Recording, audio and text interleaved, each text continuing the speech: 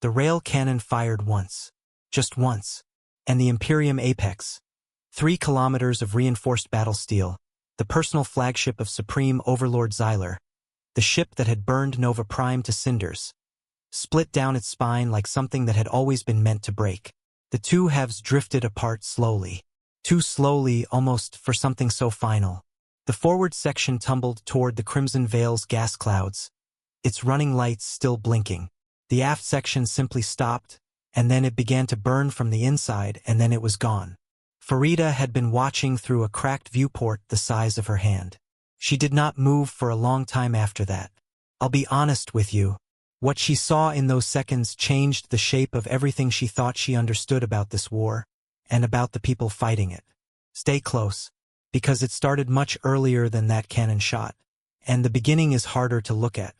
11 days before the Imperium Apex died, someone had said, "They'll never follow us into the Veil." That was a cargo engineer named Preth, speaking to nobody in particular, standing in the middle of Farida's transport ship with grease on both hands and a confidence she found medically inexplicable. That was 2 hours before Commander Zoya had pulled the rear guard together. That was approximately the last optimistic sentence anyone spoke for a very long time. The convoy had left Nova Prime's debris field with 12 ships. 12 because that was how many had engines that still worked. The other 43 were still back there, cooling. Farida's ship, the Drifting Comet, had a cracked heat shield, a water recycler that produced something vaguely orange, and 411 refugees in a hold designed for 200. She knew the exact number because she had counted them herself. 3 times. She kept arriving at different totals, which she had decided to interpret as a good sign. It meant some people were still moving around. What she did not know, not yet, was why Commander Zoya kept reducing speed. The answer, it turned out, had to do with exhaust. She overheard it from 2 of the ship's crew, speaking in clipped tones near the navigation console. Damaged ships don't burn clean. Their ion trails degrade unevenly, leaving thermal signatures that bloom and scatter across standard tracking ranges. Not invisible but irregular. Difficult to read at distance.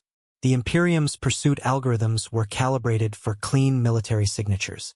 A convoy of broken civilian ships running wounded looked, to those systems, like sensor noise.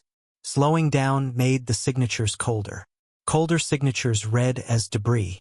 Zoya was making them look dead, which was, Farida thought, not entirely inaccurate.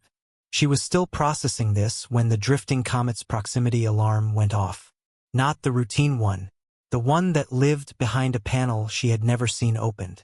A crew member crossed the deck at a speed that confirmed this was not a drill, and somewhere above them, someone said the number 18 in a very flat voice. 18 Imperium warships, coming in hard from the starboard flank. Not fooled, then. Farida looked back through her cracked viewport. Commander Zoya's ship had already turned around. It was moving toward the 18, not away. For other ships turning with it, forming a line between the convoy and what was coming. 5 ships. Against 18. She did not understand tactics. She understood the math. Commander Zoya's rear guard lasted 19 minutes. Farida counted those 2. The 5 ships hit the Imperium formation fast and without ceremony. No broadcast, no demand, no warning. Just engines at full burn and weapons firing before the range was even reasonable. She watched through her viewport as 2 Imperium warships went dark in the first pass. Then one of Zoya's escorts caught a broadside and simply ceased to be a ship. Then another. The math kept getting worse. By minute 11 it was just Zoya's ship. Alone.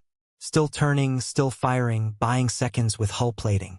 Farida's hands were pressed flat against the cold viewport glass. She noticed, at some point, that the latch on the emergency locker beside her had been broken for what looked like years. Someone had wrapped it with yellow tape. The tape was peeling. She stared at it for longer than the situation warranted. The Akri Umid took 3 direct hits and kept moving. At minute 19 it stopped moving. And then the Crimson Veil opened. Not metaphorically. The gas clouds at the Veil's inner boundary parted around something enormous, moving through them at a speed that had no business existing inside a nebula. No running lights. No broadcast signature. Just mass and velocity and a silhouette that the Imperium's remaining 16 warships had approximately 4 seconds to recognize before the Dauntless fired its first shot. It didn't fire 18 times. It fired 7. The other 11 Imperium ships made the reasonable decision to scatter, and the Dauntless ran them down anyway, methodically, like someone completing a task they found mildly tedious. Farida was still watching when a hand landed on her shoulder. Her daughter, 8 years old, half asleep, asking why all the lights outside were going out. "Stars," Farida said. "Go back to sleep." It wasn't true, but it was the kindest available answer, and she had decided some time ago that kindness and accuracy were two separate tools with two separate applications. The Dauntless hailed the convoy 17 minutes later. A voice, human, female, unhurried, said, "This is Captain Maya Stone. We have coordinates for Haven. Follow the drifting comet's NAV beacon. We're going home." Farida did not know what Haven was.